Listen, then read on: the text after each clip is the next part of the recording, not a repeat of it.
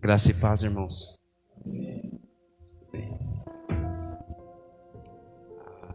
As crianças.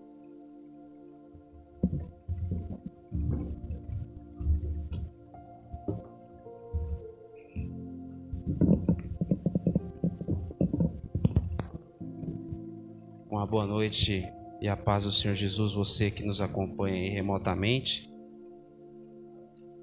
A paz do Senhor Jesus, a igreja.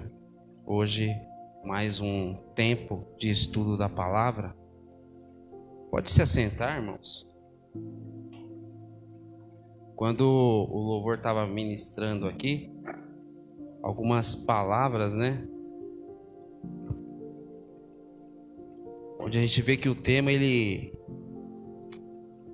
direcionado pelo Espírito Santo para que a igreja venha trabalhar e crescer junto, que é a respeito dos sonhos. E palavras como essa, o descansar, né? Confiar e o esperar, isso só é possível para quem sonha. Eu só consigo descansar se eu sonhar, eu só consigo confiar se eu sonhar, eu só consigo esperar pelo Senhor se eu realmente sonhar, né?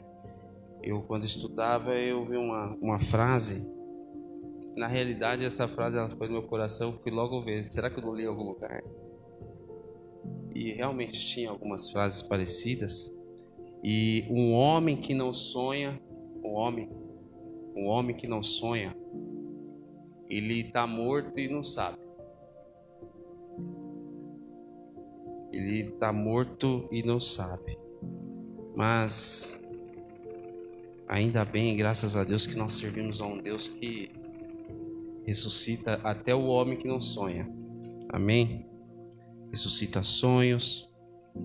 E eu queria convidar vocês a abrir suas Bíblias no Evangelho de João, o capítulo 4, o verso 28 e 29 nós vamos ler. Eu comentava com o pastor mês passado, a gente estava falando de restaurar a adoração pura e como Deus falou conosco nessa passagem, né? Foi uma bênção mês passado e creio que vai ser também uma bênção esse mês, onde nós vamos tratar de sonhos. Nós pudemos aí acompanhar o culto de Santa Ceia. Eu acompanhei online, né? E assisti o resto no YouTube, estava trabalhando. Mas foi realmente uma bênção do início ao fim. Glória a Deus. A palavra do Senhor, ela diz no Evangelho de João, o capítulo 4, o verso 28 e o 29. Então, deixando o seu cântaro, a mulher voltou à cidade e disse ao povo: venham ver um homem que disse tudo o que eu tenho feito. Será que ele não é o Cristo? Baixe suas cabeças, irmãos. Vamos buscar o Senhor em oração. Senhor Deus e Pai, Deus Todo-Poderoso, Tu és maravilhoso, Senhor. Nós estamos aqui reunidos, prostrados, Senhor, diante do Senhor, entendendo e compreendendo que o Senhor preparou esse momento, preparou esse tempo, e que o Senhor tenha liberdade, Senhor Espírito Santo, no nosso meio e nos nossos corações. Que o Senhor venha nos ajudar agora, Senhor, a alcançar aquilo que o Senhor quer para cada um de nós. Que nós possamos crescer como irmãos, como igreja, como servos teus, e que em todo o tempo o teu nome seja honrado e glorificado. Nós oramos no nome de Jesus. Amém. Amém, irmãos. Meus irmãos, essa pergunta, essa aqui é a mulher samaritana, né? E essa pergunta que ela faz uma pergunta de uma maneira especial. Sabe aquela pergunta que você faz para o outro assim, que você ou sabe a resposta ou torce muito para estar certo? E ela fala, será que ele não é o Cristo? Ela fala para aquele povo.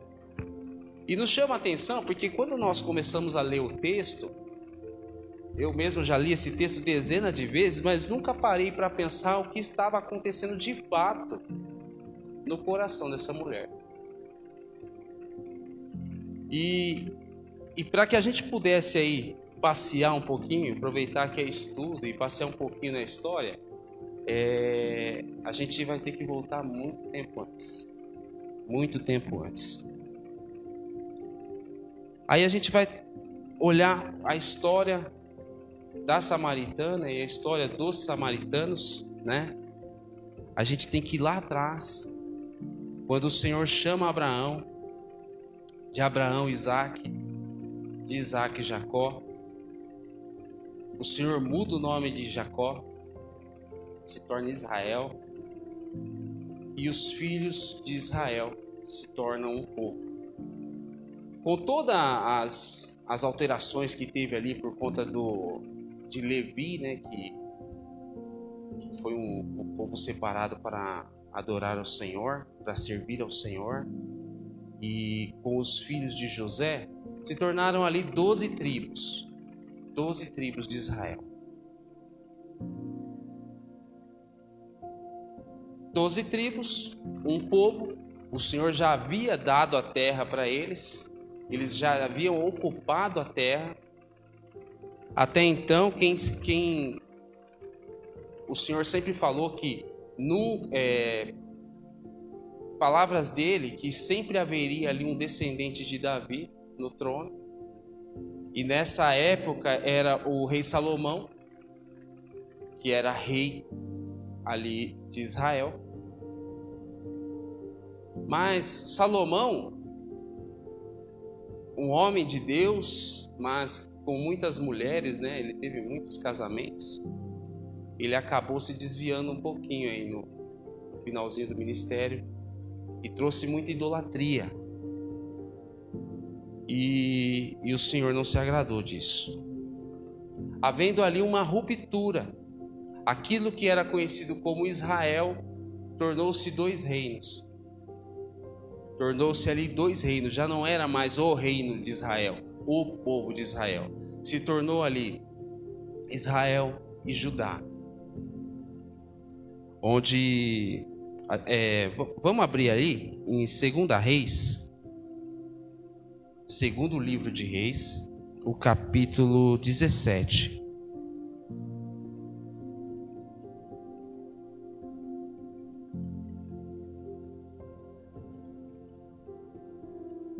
Segundo livro de Reis, o capítulo 17.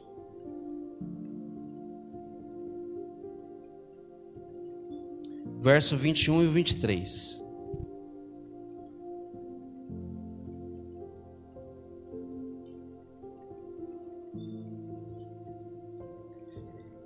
Então, acontece ali essa ruptura. E a gente vai entrar agora para poder entender um pouquinho o porquê que acontece essa ruptura e de que forma ela se dá.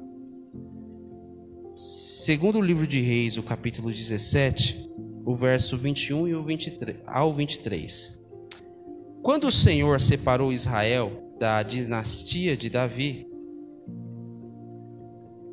os israelitas escolheram o rei Jeroboão, filho de Nebate, que induziu Israel a deixar de seguir o Senhor e o levou a cometer grande pecado. Os israelitas permaneceram em todos os pecados de Jeroboão e não se desviaram dele, até que o Senhor os afastou da sua presença, conforme os havia advertido, por meio de todos os seus servos, os profetas. Assim, o povo de Israel foi tirado de sua terra e levado para o exílio na Assíria, onde ainda hoje permanece. Olha só o juízo de Deus sobre o povo de Israel. Por conta dessa idolatria, de eles terem se afastado de Deus, porque o que acontece? É sempre o problema da idolatria, né, irmãos? A idolatria, ela entra no meio da igreja, entra no nosso meio, através de diversas coisas, até mesmo por pessoas. E olha só o mal que ela causa. Porque o povo foi separado através de uma guerra. Jeroboão, ele não era descendente de Salomão. O descendente de Salomão era Roboão. Porém, as coisas não estavam tão bem com Salomão. E o povo falou assim: olha, se com você não melhorar, vai ficar difícil. E Roboão falou assim: ó, se vocês acham que meu pai é ruim, eu vou ser pior que ele. E com esse entendimento, 10 tribos, com a morte de Salomão, 10 tribos decidem seguir Jeroboão. E 2 ficam ali na dinastia de Davi, que é Salomão, e com a morte de Salomão, ficam ali com Roboão. Por isso que essa divisão de reino, Israel, ele permanece afastado de Deus, e Judá, ele permanece ali na parte de Jerusalém, permanece ali. Tiveram vários reis nos 2 reinos, só que o reino lá de Israel só teve reis ruins, que faziam que não faziam a vontade de Deus. Já em Judá, houveram sim reis ruins, mas houveram alguns reis bons. E Judá se manteve firme ali nos propósitos de Deus. E com essa separação, como a gente pôde ver aqui, a Assíria vem e numa guerra contra Israel, dizima o povo. Dizima o povo. Israel, ele praticamente deixa de existir por conta da idolatria. Alguns estudos falam que eles foram levados cativos, outros falam que muitos foram mortos e espalhados, mas a palavra ela fala que aquele povo de Israel foi dizimado e permaneceu então a Síria no comando de Israel, que era na parte sul do mapa, na parte norte, a parte norte do mapa, e Judá, que permanecia ao norte, permaneceu ali vassalo da Síria. Eles pagavam ali os impostos para que permanecesse tudo bem, porém continuaram ali servindo ao Senhor. E o que aconteceu? Esse lugar aonde o povo de Israel, eles estavam, o rei da Síria começou a colocar pessoas ali, outros povos. Começou a colocar outros povos. Quando ele começa a colocar outros povos, algumas coisas começam a acontecer. Vamos, aí ainda em segundo livro de Reis, no segundo livro de Reis, no capítulo 17 ainda, a gente vai ler alguns versículos aí a partir do 24. Para a gente entender o que estava acontecendo com esse povo. O que estava acontecendo com o pessoal dali. A palavra ela diz assim. O título aqui na minha versão, ela fala assim, ó, repovoamento de Samaria. Então a palavra ela diz assim, ó, o rei da Assíria trouxe gente da Babilônia, de Cuta, de Ava, de Ramate, de Sefarvaim, e os estabeleceu na cidade de Samaria para substituir os israelitas. Prestem bem atenção, substituir os israelitas. Eles ocuparam Samaria e habitaram em suas cidades. Quando começaram a viver ali, não adoravam o Senhor. Por isso, ele enviou leões para o meio deles, que mataram alguns dentre o povo. Então, informaram ao rei da Síria: os povos que deportastes e fizeste morar nas cidades de Samaria, não sabe o que Deus daquela terra exige. Ele enviou leões para matá-los, pois desconhece as suas exigências. Então o rei da Síria deu esta ordem: façam um dos sacerdotes de Samaria, que vocês levaram prisioneiros, retornar e viver lá, e ensinar a exigência do Deus da terra. Então, um dos sacerdotes exilados de Samaria veio morar em Betel. Ele lhes ensinou a adorar o Senhor. No entanto, cada grupo fez os seus próprios deuses nas diversas cidades em que moravam e os puseram nos altares idólatras que o povo de Samaria havia feito. Os da Babilônia fizeram Sucote e Benote. Os de Cuta fizeram Nergal. Os de Ramate fizeram Azima. Os heveus fizeram Nibás e Tartaque. Os sevarvitas queimavam seus filhos em sacrifício, e Adrameleque e Anameleque, deuses de Sevarvaim. Eles adoravam o Senhor, mas também nomeavam qualquer outra pessoa para lhes servir como sacerdote nos altares idólatras. Até aí. Teve uma ministração do apóstolo Rubens, onde ele falava, olha, quando o pessoal lá do Egito, eles fizeram aquele bezerro de ouro, a palavra fala assim, olha, amanhã, depois de terem feito o bezerro de ouro, pessoal, amanhã a gente vai fazer um culto a Deus. E isso chama a atenção, porque eles falavam assim, a gente vai cultuar o Senhor, mas tinha o bezerro lá. A gente vai cultuar a Deus, mas tem um bezerro ali. E é o que começou a acontecer com esse povo aqui. Assim, então você ensina a gente a adorar o Senhor, mas cada um fez assim o seu Deus. Porque era necessário, ver aquilo.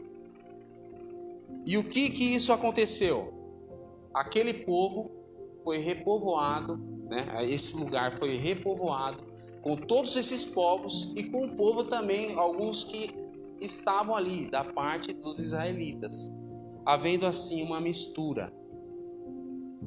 E essa mistura foi cada vez mais ficando pior, porque eles foram se perdendo. Eles já não adoravam mais o Deus de Israel. Eles adoravam qualquer outra coisa. E essa mistura foi cada vez mais ficando pior. Em contrapartida, o povo de Judá, que estava na parte de baixo, ficou ali com a parte de Jerusalém, onde tinha na época o templo. Então eles continuaram ali servindo a Deus. Eles continuaram. O pessoal lá de cima, que não poderia ir adorar lá no templo, que já estava no território de Judá, eles tiveram que fazer o templo deles. E olha esse problema, irmãos. Porque 117 anos depois, teve também o exílio babilônico que levou Judá cativo. Mas 70 anos depois eles voltaram e permaneceram firmes. E um negócio interessante, aí a gente fala judeus, Quando a gente fala judeus, vem de quem? Vem de Judá. Quando a gente fala assim, do judaísmo, hoje o judeu é uma religião, Aquele que segue o judaísmo. O judaísmo vem de Judá.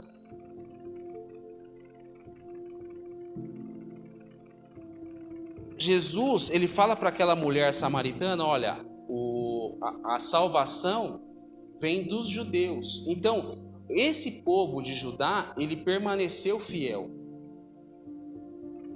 O povo de Israel, ele foi dissipado e misturado. Mas a salvação veio por esse povo, o povo de Judá. E seguiu e veio toda a salvação, toda a ação de Deus através desse povo. desse povo. E é nesse contexto que essa mulher está ali. Agora imagine, irmãos, ela a vida toda afastada de Deus. Se a gente juntar as datas mais ou menos, só o povo dela, esse povo misturado, só esse povo dela misturado, quase 800 anos afastados do Senhor. E o que acontece? Aí o próprio Deus encarnado a chama para esse diálogo.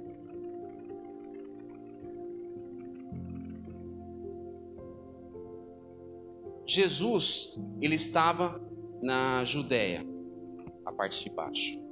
Só que ele fica sabendo que João estava batizando também. Os irmãos começaram a falar, João está batizando do outro lado. E ele sobe para Galiléia, que era a parte de cima. Para chegar na Galiléia, ele tinha que passar por Samaria. E com Deus, em tudo tem um propósito. Não foi à toa que ele encontrou essa mulher.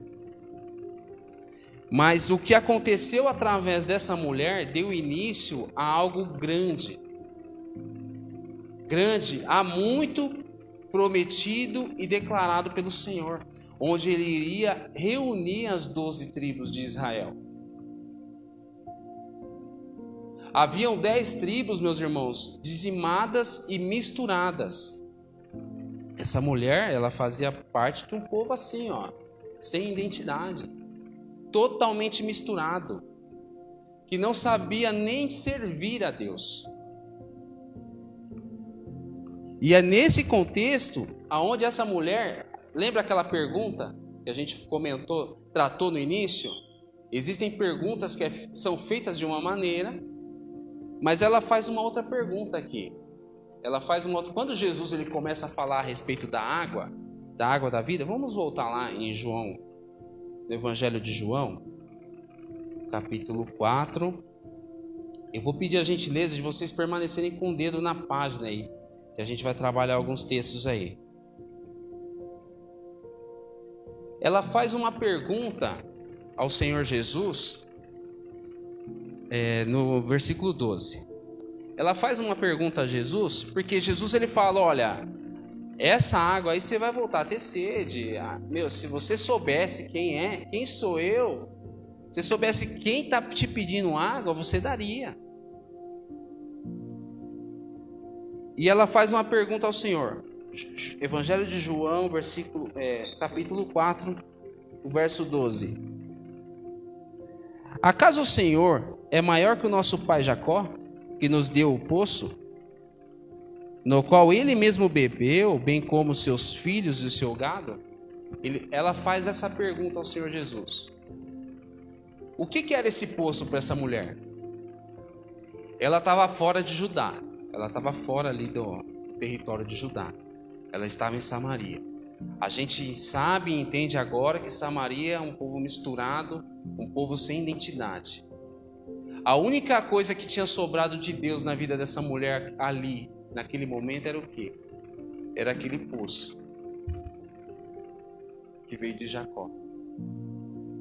Isso era a única coisa que essa mulher tinha da parte de Deus na vida dela ali. E ela pergunta para Jesus, o Senhor é mais do que tudo que eu tenho? Ela faz essa pergunta a Jesus. E às vezes, meus irmãos, nós fazemos algumas perguntas ao Senhor, e até mesmo sem entendimento, e Ele nos responde. Ele respondeu a ela, porque quando ela vê ali que se trata realmente de alguém enviado de Deus, ela vê que tem algo de especial, ela começa a falar, olha, vocês judeus, lembra Judá? Vocês falam que o lugar certo de adorar é lá embaixo, lá em Jerusalém.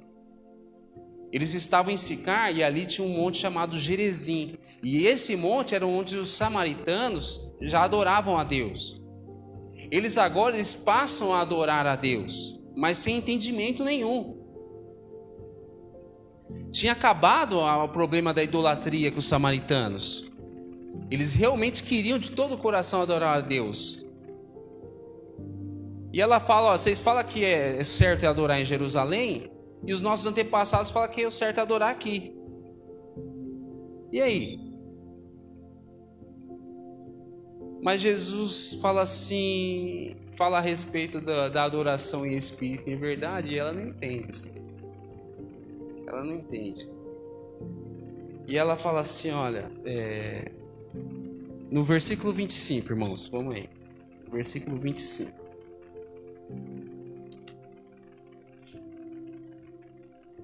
Evangelho de João, capítulo 4, verso 25. Disse a mulher: eu sei que o Messias, chamado Cristo, está para vir. E quando ele vier, explicará tudo isso para nós.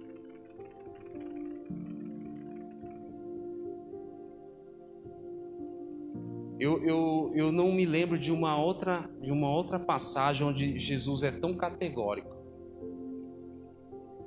Onde Jesus ele é tão aberto e didático. Que ele fala aí no versículo 26. Então Jesus declarou: eu sou o Messias. Eu que estou falando com você.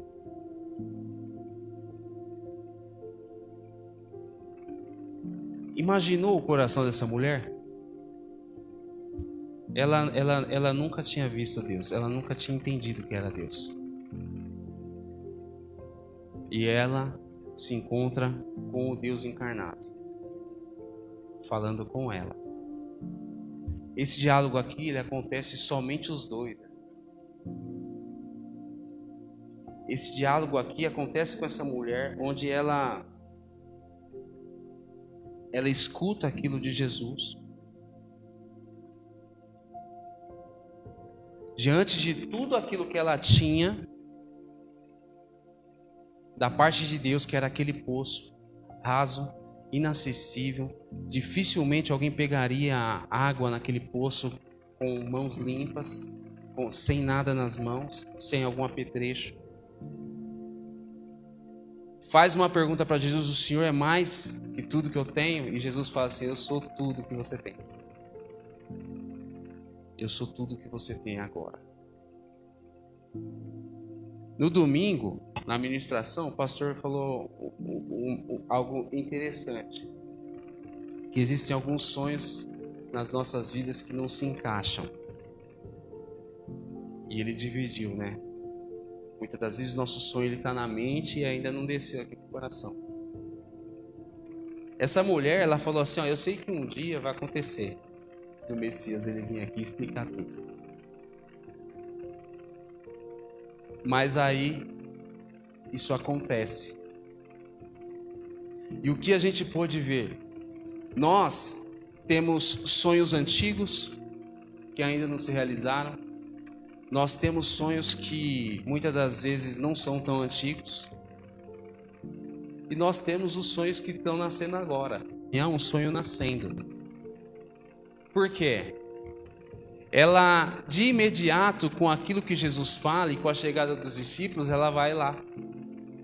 Ela vai lá para os irmãos dela lá e fala assim, olha, vocês precisam ver esse cara.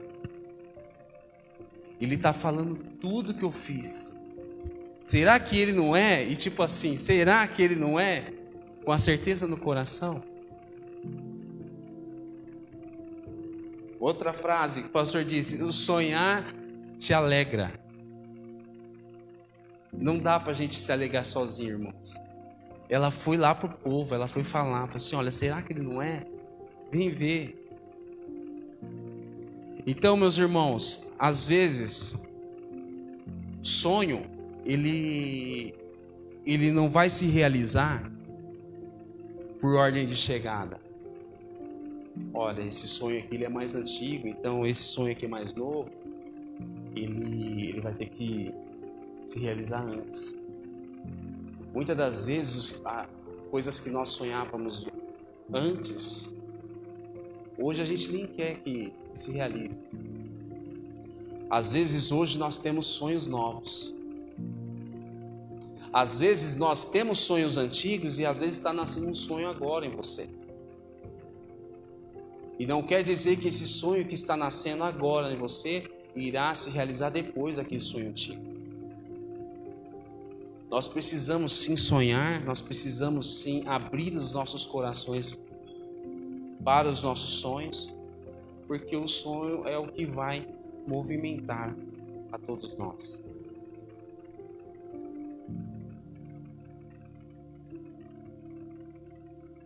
Essa mulher, essa mulher, ela compartilhou desse sonho, disso que tinha acontecido com ela ali, naquele tempo, naquele instante, com o povo dela. E eu queria que você... Eu vou fazer uma leitura do versículo todo. Eu vou quebrar um pouquinho o protocolo, que você pudesse agora fechar os teus olhos, da maneira como você estiver, e tentasse ver na sua mente como foi que isso se deu na vida dela e como isso pode também se dar na tua vida hoje.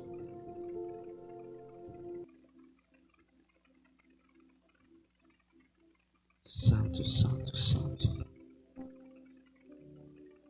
Santo é o teu nome, Senhor. Louvado seja o teu santo nome.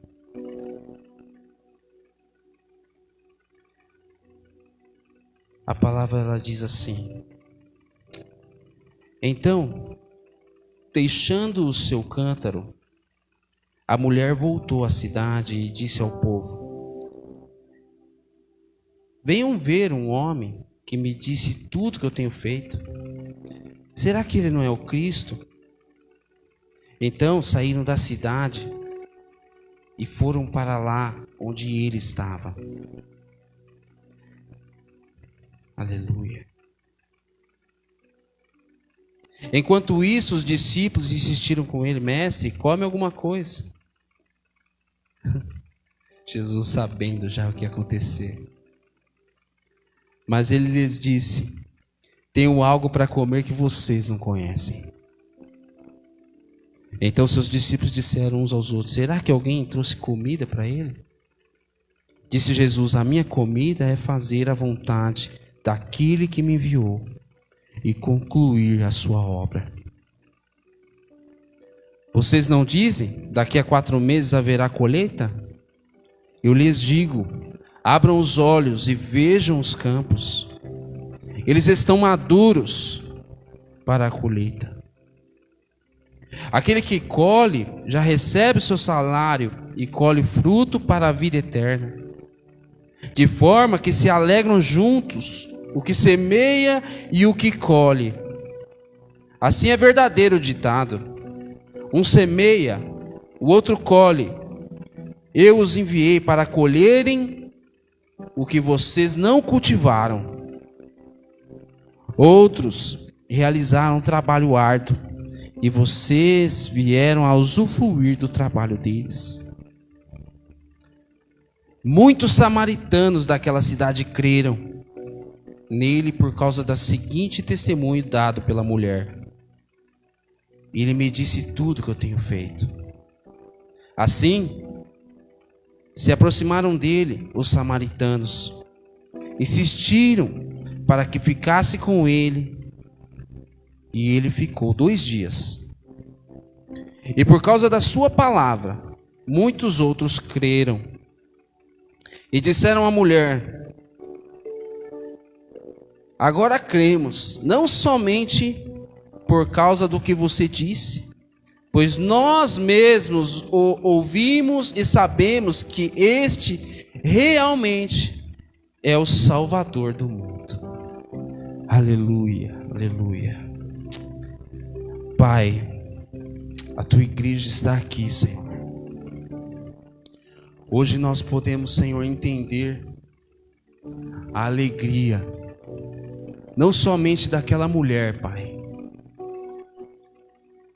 de ter se encontrado com o Senhor naquela situação, mas pela alegria do Senhor fazendo a vontade do Pai, reunindo, Senhor, novamente o teu povo, buscando, Senhor, todo aquele que havia se perdido, mesmo que muito longe, Senhor, mesmo, Senhor, que misturados, mesmo, Senhor, que sem identidade, mesmo, Senhor, sem eles saberem, o Senhor os reuniu. Aqueles que foram dispersos e afastados do Senhor, o Senhor os reuniu novamente. E nós podemos hoje, Senhor, como igreja, viver desse tempo, viver, Senhor, dessas bênçãos.